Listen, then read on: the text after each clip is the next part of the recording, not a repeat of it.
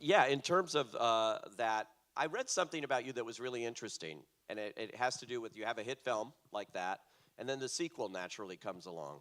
And you had different ideas for sequels than maybe sequels that were made, about how sequels could be successful.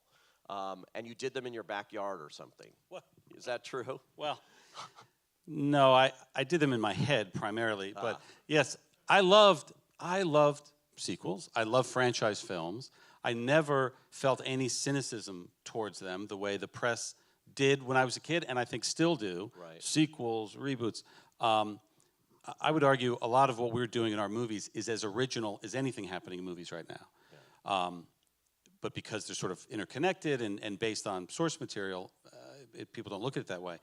But when I was a kid, I would see Superman. Love Superman. Love Superman 2. Superman 3, not so great. Superman 4, horrible. Like, there are documentaries you can go watch about what happened with Superman 4. Basically just slowly killing off the franchise. Yeah, and then I walk out of that movie go, I have to do Superman 5. I have to save it. What do I have? I got to think about it. Think about... You got to save Superman? Yeah, I got to think about what would be a great Superman 5. And I did the same things after Star Trek 5 didn't work. Oh, Star Trek 6, here's what Star Trek 6 could be.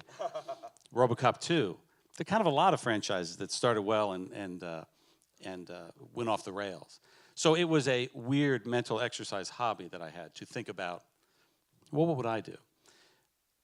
Cut to many years later, you're in charge of putting sequels together, and you have to use, you use all of your experiences. What can you do differently? What can we do differently? And even when you get to a part 3, I did not coin this term, but somebody coined a term, threequelitis, because you can go through various film series and see where part 3s didn't work. Not always true. Toy Story 3 was tremendous, but sometimes, this is probably 8 or 9 years ago. Right.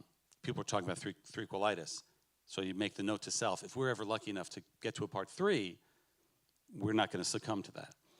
And it really was about saying, once you get that far into a series, the audience is saying, we're with you, we like these characters. They're not saying, we want exactly more of the same. They're saying, we want to spend more time with these characters. That's what I wanted watching films growing up. So we used it as an opportunity to say, we can go somewhere different. We can hire Shane Black to do a Christmas movie, weird, voiceover narrated Iron Man film. We can make the third Captain America film Civil War and bring in Iron Man and rip the whole universe apart. We can hire Taika Waititi and call it Ragnarok. People say, what does Ragnarok mean? I go, well, it's the end of days, it's the end of time, but it just kind of sounds cool. And have Taika take us to whole new levels. And Infinity War, Avengers Part 3, have Joe and Anthony Russo come and with Thanos literally tear half the universe apart.